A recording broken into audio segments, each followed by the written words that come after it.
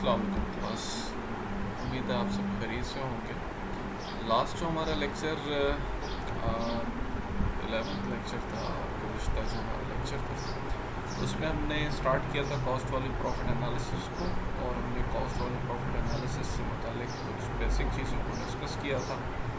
इसके अलावा हमने कॉस्ट वाली प्रॉफिट एनालिसिस की अहमियत को देखा था, मैनेजर्स के लिए क्यों ज़रूरी है, ऑर्गेनाइजेशन के इसमें क्या फ़ायदा है, और हमने ये भी डिस्कस किया था कि कंट्रीब्यूशन मार्जिन क्या होता है, कैसे कैलकुलेट होता है। इसके अलावा कंट्रीब्यूशन मार्जिन रेशो क्या होती है, इसका फार्मूला क्या है। फिर ब्रेक इवन जो पॉइंट है, ब्रेक इवन एनालिसिस है सेल्स का, ब्रेक इवन सेल्स कैसे कैलकुलेट करते हैं, ब्रेक इवन सेल्स यूनिट्स में अगर आपको मालूम करनी हो तो क्या फार्मूला इस्तेमाल करना है। ब्रेक इवन सेल्स को अगर आपने डॉलर्स में या करेंसी में कैलकुलेट करना है तो आप क्या फार्मूला यूज़ करेंगे, और उसकी कुछ प्रैक्टिस, जो क्वेश्चन प्रैक्टिस के थे वो हमने इसमें लेक्चर में डिस्कस किए थे और आपने भी इसकी प्रैक्टिस की थी। तो आज जो हमारा टॉपिक है ये कॉस्ट वाली प्रॉफिट एनालिसिस ही का आगे कंटिन्यूएशन है, और इसमें आज जो हम डिस्कस करेंगे ये सेल्स के हवाले से डिस्कशन होगी कि आप सेल्स यूनिट्स में अगर निकालना चाहें और सेल्स अगर डॉलर्स में निकालना चाहें, लेकिन ये सेल्स याद रहे कि ब्रेक इवन सेल्स नहीं होंगी, ये सेल्स होगी for a particular income, for a particular target profit. तो लेट से जैसे भी हमने लास्ट लेक्चर में डिस्कस किया, हम एक एग्जांपल इधर डिस्कस कर लेते हैं। लास्ट लेक्चर में हमने जब ब्रेक इवन सेल्स को डिस्कस किया था तो इससे मुराद हमारी ये थी कि हम ऐसी सेल्स का पता चलाए यूनिट्स में या डॉलर्स में जो जहाँ पर हमें मुनाफा भी ना हो रहा हो तो नुकसान भी ना हो, यानी ऐसी सेल्स जहाँ पे हमें नुकसान ना हो रहा हो, अगर मुनाफा नहीं होता तो नुकसान भी ना हो। तो ऐसे पॉइंट को ब्रेक इवन पॉइंट कहते हैं, नो प्रॉफिट नो लॉस। लेकिन अब जो हम डिस्कस कर रहे हैं यूनिट सेल्स और डॉलर सेल्स, ये basically for a specific target profit है, यानी एक ख़ास प्रॉफिट, एक ख़ास इनकम अगर आप जहन में रख के चलते हैं कि मैं इतनी इनकम कमाऊँगा या इतना प्रॉफिट मैंने अर्न करना है, तो उस प्रॉफिट को अर्न करने के लिए या उस इनकम तक पहुंचने के लिए मुझे कितनी सेल्स करनी चाहिए। तो according to the given data, जो आपके पास डाटा है, आपके बिजनेस का ऑपरेशनल डाटा जो है, उसको आप यूज़ करते हुए एक टारगेट जो प्रॉफिट है या टारगेट इनकम है उसको जहन में रखते हुए आप अपनी सेल्स जो हैं उनकी कैलकुलेशन करते हैं। तो sales for a target income calculate करने के लिए हमें थोड़ी सी चेंजिंग करनी पड़ेगी, जो हमने break even sales last lecture में कैलकुलेट करना सीखी थी उसमें। अब ब्रेक इवन सेल्स जब आप यूनिट्स में कैलकुलेट करते थे तो उसके लिए फार्मूला हम इस्तेमाल करते थे fix cost divided by contribution margin per unit. So ये फार्मूला था जब आपने ब्रेक इवन सेल्स को कैलकुलेट किया। लेकिन अब आप सेल्स कैलकुलेट करना चाह रहे हैं ख़ास एक मखसूस प्रॉफिट के ऊपर, एक मखसूस इनकम के ऊपर, और आप चाहते हैं कि आपकी इनकम अर्न करें, और उस इनकम को अर्न करने के लिए आपको कितनी सेल्स करनी पड़ेगी।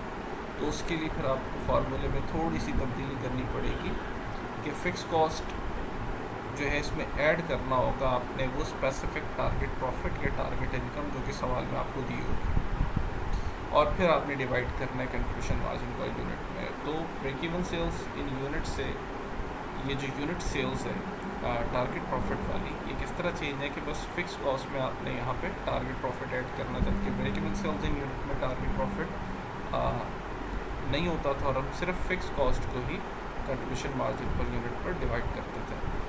तो इसका मतलब ये है कि यूनिट सेल्स जब आप कैलकुलेट करेंगे for a specific target profit, then you have to add target income or target profit in fixed costs and then divided by contribution margin by unit। तो एक एग्जांपल ले लेते हैं। लेट से आप चाहते हैं कि आप अगर सेल्स करेंगे और आप सेल्स करना चाह रहे हैं और आप चाहते हैं कि आप इस लेवल की सेल्स करें कि आपको $10,000 का प्रॉफिट हो, राइट। तो अब आप देखें एक स्पेसिफिक प्रॉफिट आपने जहन में रखा है कि मुझे $10,000 का प्रॉफिट चाहिए, देन आपको कितने यूनिट्स बेचने पड़ेंगे। अगर आप ये मालूम करना चाहते हैं तो ये फार्मूला आप ही के लिए है।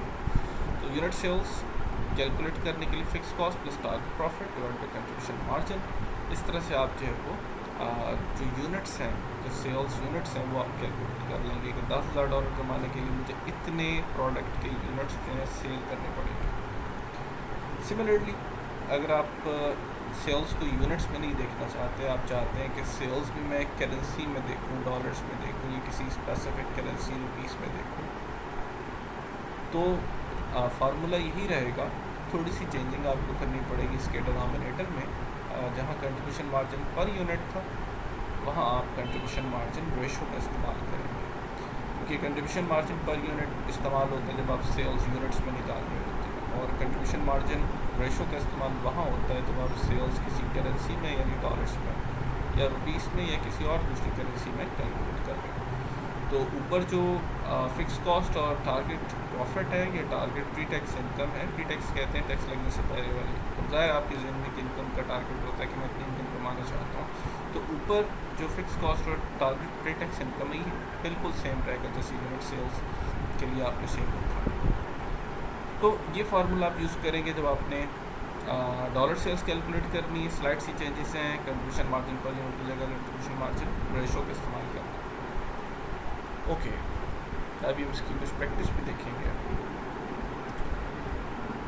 ओके, अब इसमें यह है कि चूँकि आपको पता है कि इनकम जो है उसके ऊपर टैक्स भी लगता है, तो अगर आप चाह रहे हैं कि आप बिफोर टैक्स इनकम जो है इसको अंडरस्टैंड करना चाहें और टारगेट जो आपकी नेट इनकम है आप इसको बिफोर टैक्स इनकम में लाना चाहते हैं, तो इसका formula simple target net income जो भी आपको दी होगी सवाल में, और अगर टैक्स रेट गिवन है सवाल में तो फिर ही आप कैलकुलेट कर सकते हैं, अदरवाइज़ नहीं होगा। तो target net income divide by 1 minus tax rate. So tax rate जो सवाल में दिया होगा आप वो यूज़ करेंगे। टैक्स रेट फॉर एग्जांपल 30%, 25%, 20% और वट एवर जो भी सवाल में दिया होगा आप उसका इस्तेमाल करेंगे। तो ये बेसिकली टारगेट नेट इनकम को आप बिफोर टैक्स इनकम में कन्वर्ट करते हैं, लेकिन इसका बहुत ज़्यादा इस्तेमाल हम नहीं देखेंगे। मेन फार्मूलाज वो दो हैं जो भी हम डिस्कस कर चुके हैं।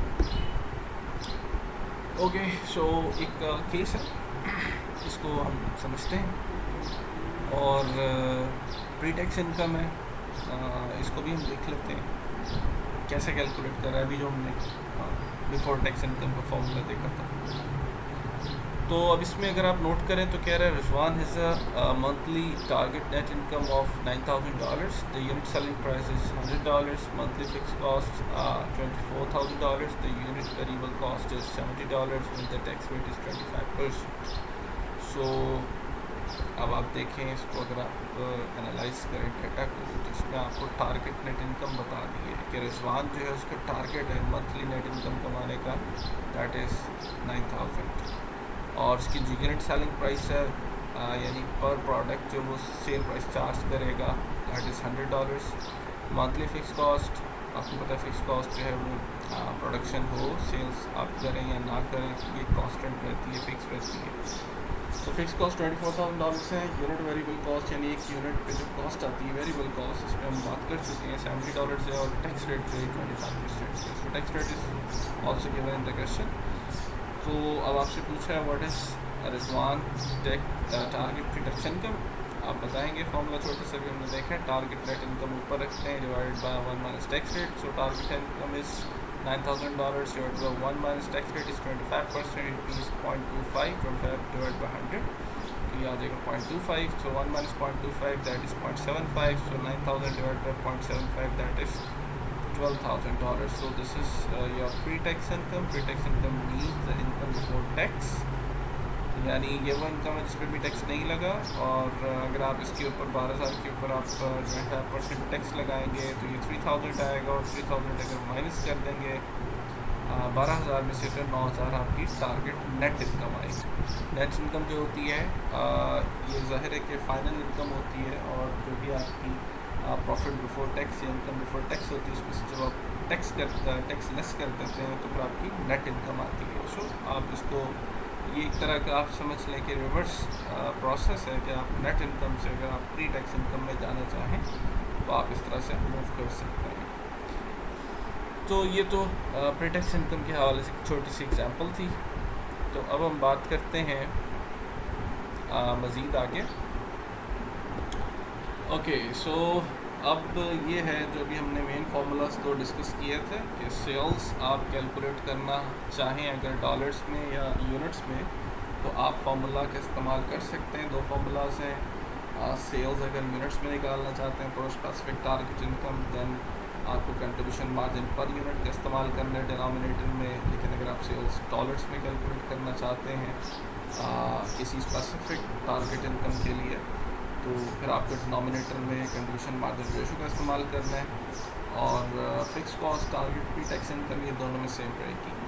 सो केस हम डिस्कस कर लेते हैं। एक एग्जांपल है, अगर आप इसको तवज्जो दें तो आप देख सकते हैं कि Rizwan has a monthly target after tax income of $9,000। और रिजवान जो है इसकी जो एक टारगेट इसने बनाया आफ्टर टैक्स इनकम का, यानी टैक्स वगैरह लगने के बाद जो ये इनकम कमाना चाह रहा है that is $9,000। The unit selling price is 100, same as the previous example. एक यूनिट $100 का ये सेल करना चाहता है। Monthly fix cost $24,000। The unit variable cost is $70 and the tax rate is 25%. So rest of the information is same as the previous question. So let's compute the sales revenue that Rizwan will need to earn $12,000 of pre-tax income. Now you are going to calculate sales revenue in dollars, क्योंकि यहाँ पे इसने units का जिक्र नहीं किया, sales revenue की बात की है। सो सेल्स रेवेन्यू से मुराद होता है कि आप इसको करेंसी में बताएंगे। अगर रेवेन्यू का वर्ड ना होता और कहा जाता है कि let's compute sales in units that is one will need, तो इसका मतलब आप सेल्स इन यूनिट्स बता दें। तो अब आपके पास है कि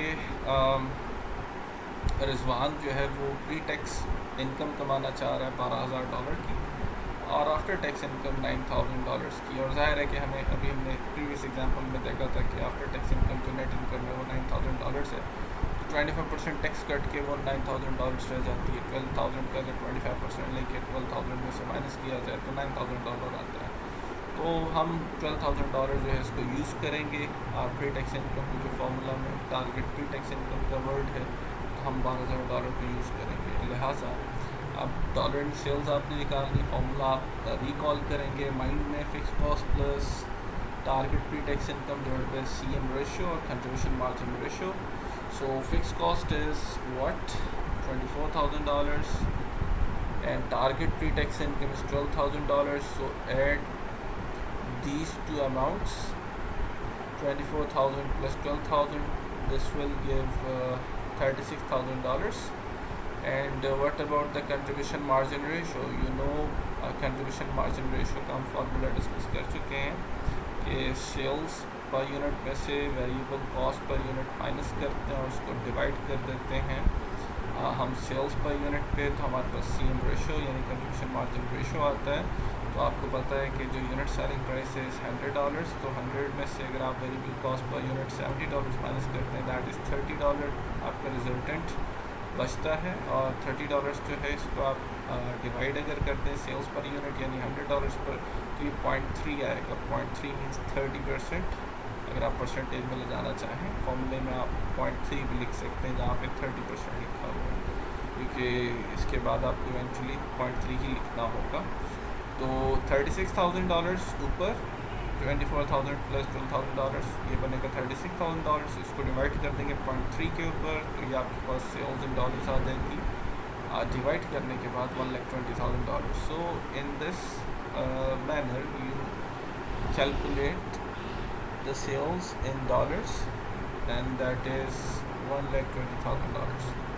और इसी तरह अगर आप चाहें आप सेल्स इन यूनिट्स कैलकुलेट कर लें तो बिल्कुल यही फार्मूला होगा, सिर्फ आप कंट्रीब्यूशन मार्जिन रेशो की जगह कंट्रीब्यूशन मार्जिन का इस्तेमाल करेंगे और वो आपकी यूनिट्स में आ जाएगी सेल्स। ठीक है, फाइन। तो अब यहाँ पे देखिए यही बात कि यही एग्ज़ाम्पल है, डाटा भी यही है और आपसे कहा जा रहा है कि अब आप ऐसा करें कि आप डिनोमिनेटर में कंट्रीब्यूशन पर यूनिट, जो कंट्रीब्यूशन मार्जिन पर यूनिट है उसको यूज़ करें। In other words, you are going to calculate units sales और sales in units for a specific target profit. Then आपने क्या करना है, फिक्स कॉस्ट तो वही है, उसी डाटा से वही डाटा हम यूज़ करेंगे। $24,000 target pre-tax income is $12,000 and contribution margin per unit is 30 per unit। कैसे, 100 per unit sales थी, $70 per unit variable cost थी, तो 100 minus 70 that is 30। ये contribution margin per unit आ गया, तो 36,000 divided by 30 that is 1200 units। so 1200 units, इसका मतलब अगर आप बेचेंगे तो आप $12,000 का प्रॉफिट अर्न कर सकते हैं जो आपने टारगेट रखा है। अगर आप इसको वेरीफाई करना चाहें तो यूनिट सेल्स 1200 यूनिट्स हैं, इसका मतलब डॉलर्स में कितनी सेल्स होंगी आपको पता है, per unit selling price is 100, so 1200 into 100 that is $1,20,000, जो कि हमने ये कैलकुलेट किया था। ये आपने देखा था कि ये 121 है, तो 1200 यूनिट्स आए हैं ना, $100 के एक यूनिट आप सेल कर रहे हैं, तो रेवेन्यू में जाएंगे जब तो units into per unit price that is 100, तो 1200 मल्टीप्लाई बाय 100 तो $1,20,000 आपके पास आंसर आ जाएगा। तो ये वेरीफाई भी हो जाता है।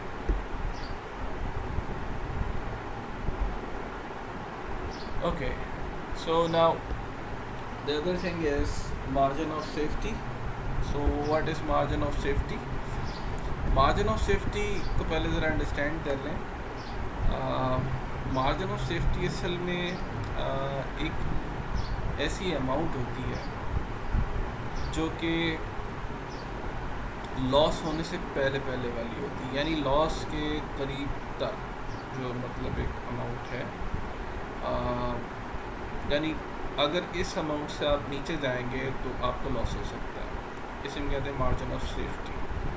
सो आपको पता है कि हर प्रोडक्ट का एक मार्जिन ऑफ सेफ्टी होता है और मार्जिन ऑफ सेफ्टी जो है ये असल में वो मार्जिन है जो कि ब्रेक इवन से थोड़ा सा ऊपर होता है, लेकिन अगर ये मार्जिन ड्रॉप हो जाता है किसी तौर पर तो हम लॉस में जा सकते हैं।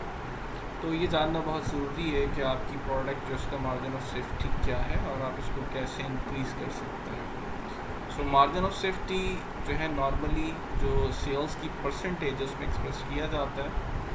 तो मार्जिन ऑफ सेफ्टी का जो फार्मूला है उसको हम कैसे कैलकुलेट करते हैं, बड़ा सिंपल फार्मूला है। ये असल में परसेंटेज हम इसको जो है वो देखते हैं परसेंटेज के तौर पर। तो इसकी जो लिखने का इसको जो तरीका है दैट इज़ एक्सपेक्टेड सेल्स, यानी वो सेल्स जो आप एक्सपेक्ट कर रहे हैं कि आप इतनी सेल्स कर लेंगे और उसमें से ब्रेक इवन सेल्स को माइनस कर दें। यू नो दैट कि ब्रेक इवन सेल्स जो हैं ये वो सेल्स होती हैं जहाँ पे आपको प्रॉफिट नहीं हो रहा होता और लॉस भी नहीं हो रहा होता। तो एक्सपेक्टेड सेल्स ज़ाहिर एक्सपेक्ट तो आप ज़्यादा भी करते हैं ना कि आप प्रॉफिट में जाएंगे, आप ज़्यादा अच्छी सेल्स करेंगे। तो ब्रेक इवन सेल्स जो हैं और एक्सपेक्टेड सेल्स, इन दो चीज़ों का आपने सवाल में ख्याल रखना है कि दो चीज़ें आपको दरकार होंगी जब आप margin of safety percentage calculate करने जाएंगे। तो एक्सपेक्टेड सेल्स में से ब्रेक इवन सेल्स को माइनस करें, जो रिज़ल्ट आए, जो डिफरेंस आए उसको डिवाइड कर दें एक्सपेक्टेड सेल्स के ऊपर ताकि परसेंटेज आ सके। तो ये आपका मार्जिन ऑफ सेफ्टी परसेंटेज होगा। ये जितना ज़्यादा होगा परसेंटेज उतना ही ज़्यादा बेहतर है आपके लिए और ये आपको उतना ही कुशन फराहम करेगा लॉस के अगेंस्ट। सो अब एक एग्जांपल छोटी सी इसको देखें। Rizwan sales are $1,00,000 and break even sales are $80,000। What is the margin of safety percentage? So Rizwan sales जो expected है that is $1,00,000 और break even sales means $80,000 का मतलब है कि ये वो sales है जिस पे आपको no profit no loss है। तो आपसे पूछता आ रहा है कि मार्जिन ऑफ सेफ्टी क्या है। So we need only two things, expected sales and break even sales. जो expected sales are 1 lakh minus $80,000 divided by 1 lakh, जो एक्सपेक्टेड सेल्स है उससे डिवाइड करते हैं ताकि परसेंटेज बनाई जा सके। So 20,000 divided by 1 lakh, that is 20%, और it means the question is 20. So अगर ये 20% से ज़्यादा होगा तो हमारे लिए बेनिफिशियल है, 20% से नीचे होगा, जितना नीचे गिरेगा इट मीन्स कि आप उतने ही लॉस के करीब होते जाएंगे। तो ये परसेंटेज बेसिकली आपको लॉस से दूरी जो है उसके बारे में बताती है। ये परसेंटेज जितनी ज़्यादा है उतना ही आप लॉस से दूर हैं और एक अच्छी जो है ना वो कंडीशन में है बिज़नेस की। आपकी प्रोडक्ट जो है वो अच्छे मार्जिन पे है, लेकिन अगर आप जो है वो तो मार्जिन जितना कम होता जाएगा उतना ही आपकी प्रोडक्ट के लिए सरवाइव करना मुश्किल होता जाएगा। सो ये मार्जिन ऑफ सेफ्टी हमने डिस्कस कर लिया। अब सेंसिटिविटी एनालिसिस जो है ये क्या होता है पहले इसको समझ लें। सेंसिटिविटी एनालिसिस बेसिकली एक एनालिसिस होता है जिसमें हम कुछ केस जो है वो बनाते हैं और उन केसेस के अकॉर्डिंगली हम स्टडी करते हैं कि सेंसिटिविटी कहाँ पे एग्जिस्ट करती है, यानी कौन सी कॉस्ट या कौन सी अमाउंट है हमारे क्वेश्चन में, कौन सा एक्सपेंस है जिसकी वजह से हमारी सेल्स जो है वो सेंसिटिव हैं, ठीक है, या हमारा जो है ब्रेक इवन पॉइंट जो है वो सेंसिटिव है। तो इसमें हम केसेस बनाते हैं। प्रैक्टिस आमतौर पे होती है कि आइडियल केस, वर्स्ट केस और हमारा जो बेस्ट केस होता है जिसको हम आमतौर पे सिनेरियो एनालिसिस भी कहते हैं, सिनेरियोस बना लेते हैं। तो सेंसिटिविटी एनालिसिस, सिनेरियो एनालिसिस इकट्ठा इनको हम जो है वो आमतौर पे यूज़ करते हैं। तो सेंसिटिविटी एनालिसिस में हमने करना ये है कि हम बारी बारी चेक करते हैं कि जो हमारी आइटम्स हैं जो कि हमारे फार्मूला में इस्तेमाल हो रही हैं, इनकम्स हैं, एक्सपेंसेस हैं, हम बारी बारी देखेंगे कौन सा एक्सपेंस जो है वो हमारी सेल्स को ज़्यादा जो है वो मुतासिर करता है, यानी किस एक्सपेंस में या किस अमाउंट में हल्की सी चेंज की जाए तो उससे सेल्स के ऊपर बहुत ज़्यादा असर पड़ता है। तो उसे हम कहते हैं कि ये ज़्यादा सेंसिटिव है ये आइटम या ये अमाउंट। सो जितनी थोड़ी चेंज से ज़्यादा फ़र्क आएगा सेल्स में, हम कहेंगे उतना ही ज़्यादा ही सेंसिटिव है ये आइटम टुवर्ड्स सेल्स। इसी को हम सेंसिटिविटी एनालिसिस कहते हैं। तो इसको समझने के लिए पहले यहाँ पे एक केस है उसको भी हम पढ़ लेते हैं और फिर देखते हैं सेंसिटिविटी एनालिसिस कैसे यहाँ पे हम यूज़ करेंगे। Rizwan company is considering buying a new machine that would increase monthly fixed cost from $24,000 to $30,000. Rizwan is planning to buy a new machine. It means कि Rizwan एक नई मशीन ख़रीदना चाहता है और इसका नतीजा अब क्या होगा कि उसकी जो फ़िक्स कॉस्ट $24,000 आ रही थी हर महीने, वो बढ़ के $30,000 हो जाएंगी, ठीक है। लेकिन इसका फ़ायदा क्या होगा, यानी एक नुकसान ये है कि फ़िक्स कॉस्ट बढ़ जाएगी, लेकिन इसके साथ साथ जो फ़ायदा है वो क्या है कि इसकी पहले जो वेरिएबल कॉस्ट आ रही थी एक यूनिट के ऊपर, इसकी मेकिंग के ऊपर, वो $70 थी, तो वो कम होकर $60 रह जाएगी। यानी एक तरफ फ़ायदा है कि पर यूनिट कॉस्ट वेरिएबल जो है वो डिक्रीज़ होगी और दूसरी तरफ फिक्स कॉस्ट इंक्रीज़ होगी। सो हम जो है वो अभी इन दोनों के दरमियान है कि क्या करना चाहिए। तो $100 पर यूनिट सेलिंग प्राइस वही हम रखते हैं, इसको ये चेंज नहीं होगी, ठीक है। So what is the new break even point in dollars. So अब आपसे पूछ रहे हैं कि बताएं नया ब्रेक इवन पॉइंट डॉलर्स में कितना होगा। सो नया ब्रेक इवन पॉइंट डॉलर्स में अगर आप कैलकुलेट करना चाह रहे हैं डॉलर्स में, वंस अगेन आप फोकस करना है वर्ड पे डॉलर्स है, यूनिट्स नहीं है। तो फार्मूला आप यूज़ करेंगे, चूँकि ब्रेक इवन पॉइंट है तो यहाँ पे टारगेट प्री टैक्स इनकम तो नहीं आएगी ना, खाली जो फिक्स कॉस्ट हैं उनको हम कंट्रीब्यूशन मार्जिन रेशियो के ऊपर डिवाइड करेंगे। अब चूँकि आपको पता है कि फ़िक्स कॉस्ट में इजाफा होगा अगर मशीन ख़रीदते हैं, तो रिवाइज फिक्स कॉस्ट है वो कितनी होगी आपकी $30,000, चूँकि 24 से बढ़ के 30 हो गई है। और जो वेरिएबल कॉस्ट है आपको तो 70 से ये कम होकर 60 रह जाएगी। सो नया कंट्रीब्यूशन मार्जिन रेशियो भी चाहिए आपको। तो नया कंट्रीब्यूशन मार्जिन रेशियो बनाना है तो आपको पता है सेल्स पर यूनिट जो होती है उसमें से variable cost per unit minus करते हैं और सेल्स पर यूनिट में डिवाइड कर देते हैं। तो sales per unit is 100 minus 60 जो कि नई वेरिएबल कॉस्ट है, तो 40 बचेगा। 40 डिवाइड बाई 100 दैट इज़ 40%। सो 0.4 इसमें आप यूज़ करेंगे तो $30,000 डिवाइड बाई 0.4 और 40% दैट विल गिव $75,000। सो ये आपका जो है वो revised break even point dollars में होगा। और ये रिवाइज हो गया ब्रेक इवन पॉइंट आपका। तो पहले वाला जो डाटा था आपको पता है कि हमारे पास जो पहला डाटा था, अगर उस डाटा से हम देखें जो इसमें फिक्स कॉस्ट 24,000 थी और कंट्रीब्यूशन मार्जिन 30% था, तो अगर आप 24,000 डिवाइड बाय 30% करेंगे तो आपका आंसर कुछ और आएगा, ठीक है। लेकिन अब आंसर आपका कुछ और आ रहा है, फाइन। तो इसका मतलब ये है कि ब्रेक इवन पॉइंट आपका जो है वो यहाँ पे जो नज़र आ रहा है आपको उसमें बेहतरी आई है, ठीक है, यानी ये इंक्रीज़ हो गया है। और अब आपको इतनी सेल्स करनी पड़ेगी, इतने डॉलर्स की सेल्स करनी पड़ेगी, तो फिर आप जो ब्रेक इवन पे आएंगे। तो सेंसिटिविटी यहाँ पे किस चीज़ की है, एक फ़िक्स कॉस्ट और एक वेरिएबल कॉस्ट की, ये दोनों सेंसिटिव हैं, ठीक है, और सेंसिटिव टू सेल्स हैं, यानी अगर हम वेरिएबल कॉस्ट में इंक्रीज़ ले आते हैं, ठीक है, और फ़िक्स कॉस्ट में नहीं लेके आते हैं, तो फिर हमने देखना है क्या सेल्स में चेंजिंग आएंगी ब्रेक इवन सेल्स में। और फिर दूसरा केस आप ये डिस्कस कर लेंगे कि फ़िक्स कॉस्ट को चेंज कर लें और वेरिएबल कॉस्ट को एज इट इज़ रहने दें, फिर देखें क्या चेंज आ रहा है। तो जाहिर है कि स्लाइड से हमने एक्सपेंस में चेंज किया और इससे सेल्स के ऊपर अगर बहुत ज़्यादा असर पड़ रहा है तो हम कहेंगे कि ये हाईली सेंसिटिव है, और अगर चेंज आने से सेल्स के ऊपर कोई खातर खा फ़र्क नहीं पड़ता तो हम कहेंगे ये सेंसिटिव नहीं है। अगर बिल्कुल भी फ़र्क नहीं पड़ रहा तो हम कहेंगे कि इनसेंसिटिव है, बिल्कुल भी सेंसिटिव नहीं है, रेजिडुअल। ओके, अब multi product break even point अगर आपको निकालना, अभी तक तो हम एक ही प्रोडक्ट का यूज़ कर रहे थे कि एक ही प्रोडक्ट है, ठीक है, उसकी सेलिंग प्राइस है, सेलिंग प्राइस पर यूनिट और वेरिएबल जो कॉस्ट पर यूनिट है। लेकिन अगर मल्टी प्रोडक्ट्स हैं, उसमें 2-3 किस्म की प्रोडक्ट्स जो हैं वो आप सेल करते हैं, और 2-3 प्रोडक्ट्स जो हैं वो इकट्ठी आपकी कंपनी सेल करती है और आप चाहते हैं कि वहाँ से ब्रेक इवन पॉइंट को कैलकुलेट करें, तो फिर आपको जो है वो किस तरह से करना पड़ेगा। तो थोड़ी सी मॉडिफिकेशन रिक्वायर्ड है। आप किसी भी जो फार्मूलाज हैं, तो यूनिट कंट्रीब्यूशन मार्जिन जो होता है आपका, यानी एक यूनिट का कंट्रीब्यूशन मार्जिन, उसको आपको रिप्लेस करना पड़ेगा कंपोजिट कंट्रीब्यूशन मार्जिन के साथ, यानी composite contribution margin per unit का मतलब है सारे यूनिट्स का मिला के कंट्रीब्यूशन मार्जिन जो कैलकुलेट होगा। और जो कंपोजिट यूनिट होगा किसी भी प्रोडक्ट का, वो प्रोडक्ट सेल्स मिक्स के मुताबिक होना चाहिए, और सेल्स मिक्स जो है ये रेशो ऑफ द वॉल्यूम होगी वेरियस प्रोडक्ट की, यानी बहुत सारे प्रोडक्ट्स की रेशो कैलकुलेट करके इससे सेल्स मिक्स बनाएंगे। तो ये 2-3 चीज़ें हमें थोड़ी सी मॉडिफाई करनी पड़ेंगी सिंपल फार्मूलाज में जो ऑलरेडी हम पढ़ चुके हैं। फिर आप जो है मल्टी प्रोडक्ट का ब्रेक इवन पॉइंट कैलकुलेट कर सकते हैं।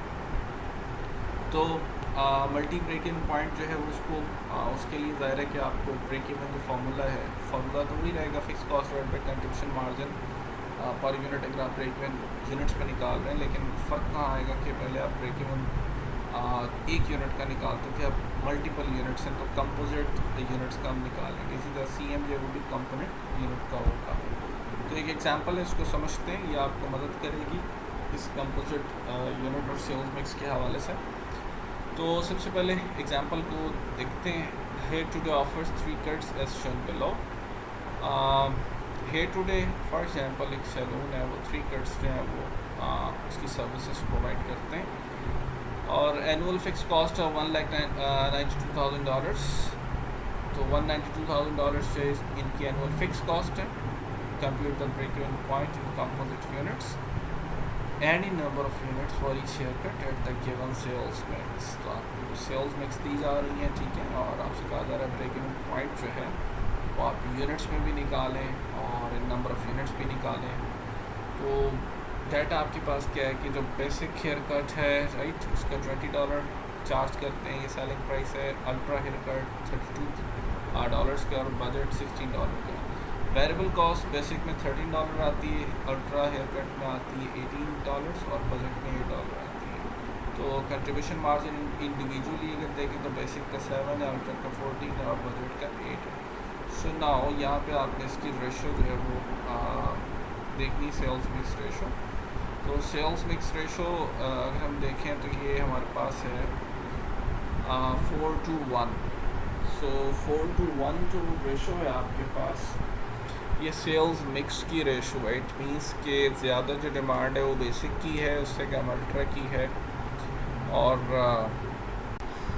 तो बजट जो है इसकी सबसे कम डिमांड है। इट मीन्स कि बेसिक जो है ज़्यादा लोग ये जो है वो पसंद करते हैं। तो आपकी सेल्स जो है वो ज़्यादा बेसिक की होती है, बेसिक कटिंग्स की। और अल्ट्रा जो है इसकी उसके बाद बारी आती है, इसकी डिमांड बेसिक से कम है और बजट भी इसकी डिमांड सबसे कम है।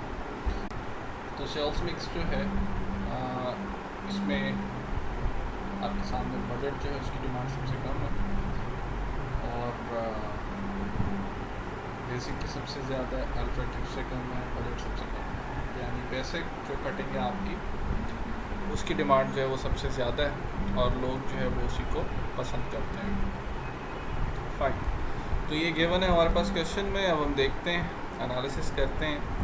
तो आपको पता है यूनिट कंट्रीब्यूशन मार्जिन तो हमारे पास था 7, 14 और 8 हम कैलकुलेट कर चुके थे।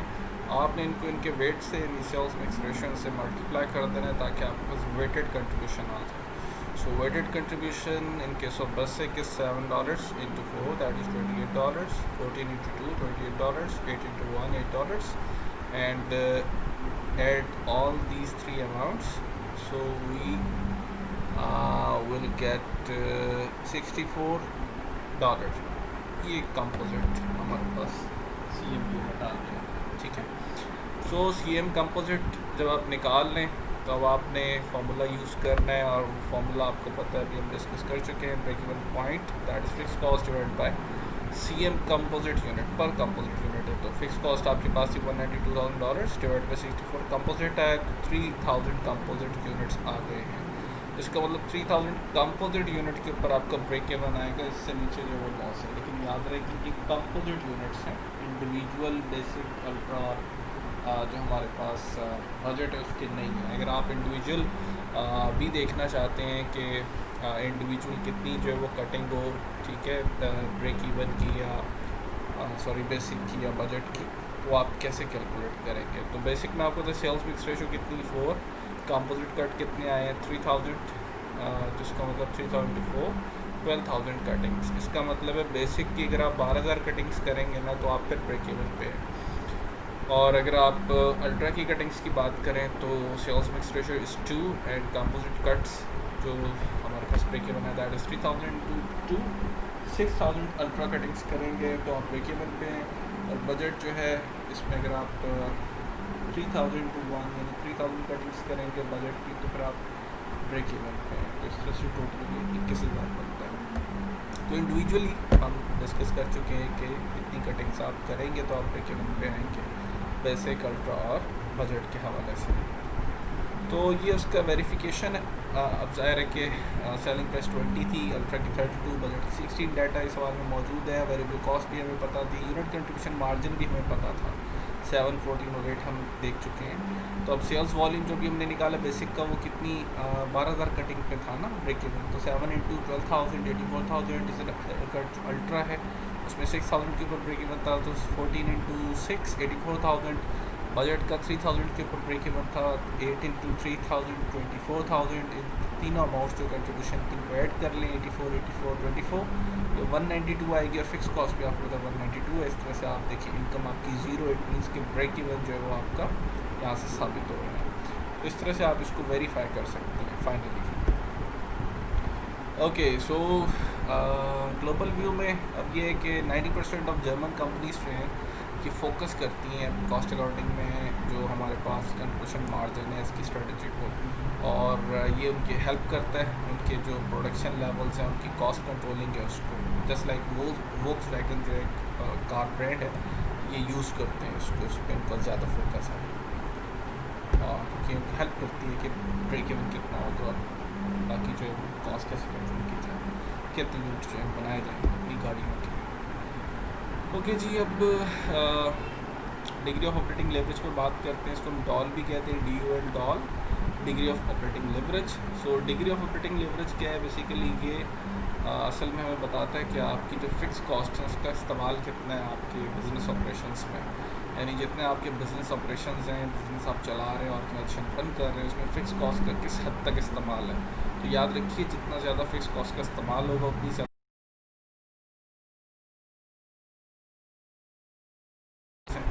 फी एक्सपेंस जो हैं ये आपके $24,000 हैं और इस तरह प्री टैक्स इनकम आपकी 12,000 है। So this is your income pre tax income. तो अगर इस डाटा से अगर आप DOL कैलकुलेट करना चाहें, degree of operating leverage, formula क्या है, CM divide by pre tax income. तो CM is 36,000 divide by pre tax income is 12,000। So this will give rise to 3। So 3 means के आपकी जो डिग्री ऑफ ऑपरेटिंग लेवरेज है ये 3 है। तो इसका मतलब ये है कि अभी हम इसमें चेंज करके देखते हैं और फिर देखते हैं कि क्या फ़र्क पड़ने वाला है।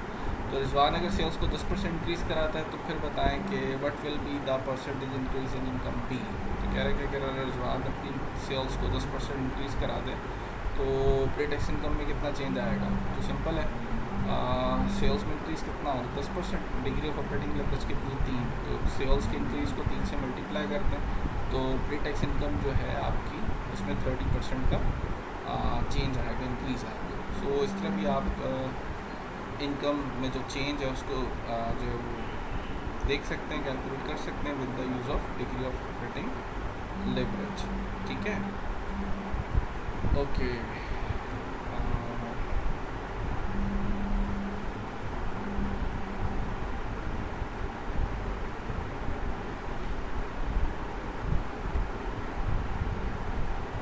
यहाँ पे एक बात याद रखें कि अगर हम इसकी प्री टैक्स जो हमारी नेट इनकम है इसको अगर हम रिड्यूस कर देते हैं तो ये आंसर ज़्यादा हो जाएगा। ठीक है, तो मतलब इसका मतलब है कि रिवर्स हो जाएगा। तो थोड़ा सा करेक्ट कर लें कि प्री टैक्स इनकम जितनी कम होगी डिग्री ऑफ ऑपरेटिंग लेवरेज उतना ज़्यादा होगा। ठीक है, और नेट इनकम जितनी ज़्यादा होगी उतना आपका डिग्री ऑफ ऑपरेटिंग लेवरेज कम होगा। तो इसको करेक्शन कर लें। ओके जी, एक्सेल जो है इसके ऊपर एस्टिमेट लीज के रिग्रेशन है, इसकी वर्किंग है। एक्सेल के ऊपर भी आपको पता है कि आप जो है वो ये वर्क कर सकते हैं। एक्सेल के ऊपर बहुत सारे फंक्शंस हैं और लास्ट टाइम आपको याद है पिछले लेक्चर में मैंने डिस्कस किया था कि कैसे हम जो है वो इंटरसेप्ट और स्लोप कैलकुलेट करते हैं। तो उसके लिए ये कैलकुलेशन आपके सामने स्क्रीन के ऊपर ये सारा मेथड बताया जा रहा है कि कैसे इसको आप कैलकुलेट कर सकते हैं with the use of Excel. Data आपके पास है और फार्मूला भी आपको लगा के दिखाया जा रहा है। नीचे इंटरसेप्ट निकालने के लिए इंटरसेप्ट का फार्मूला आप एक्सेल पे जाके =INT लिखेंगे तो इंटरसेप्ट की ऑप्शन देगा, उसको क्लिक कर लें और आपके पास देखें तो सेल रेंज है वो भी आपके सामने आ रही है, कौन कौन से सेलेक्ट की हैं।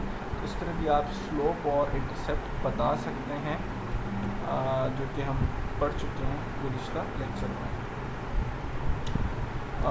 इसको अच्छी तरह प्रैक्टिस कर लें। इसके कुछ सवाल है अभी मैं आपको बताऊंगा जो आपने प्रैक्टिस करने हैं और उस दौरान अगर आपको कोई मुश्किल होती है तो आप मुझसे पूछ लीजिए।